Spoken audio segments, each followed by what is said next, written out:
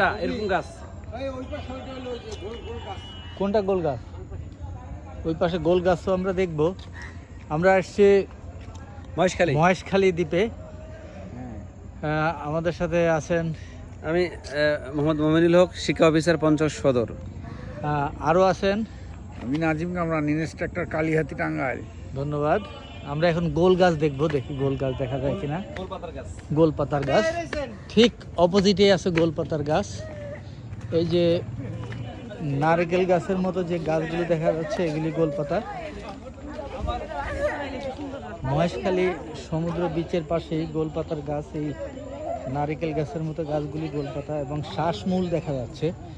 এই যে মূলগুলো আমরা দেখতে পাচ্ছি এগুলিকে শ্বাসমূল বলা হয়। এই যে মূলগুলি শ্বাসমূল, এর মাধ্যমে তারা তাদের কাজ করে গোল গাছ। ধন্যবাদ। মহেশখালী দ্বীপ থেকে শফিক ইন্সপিরেশন।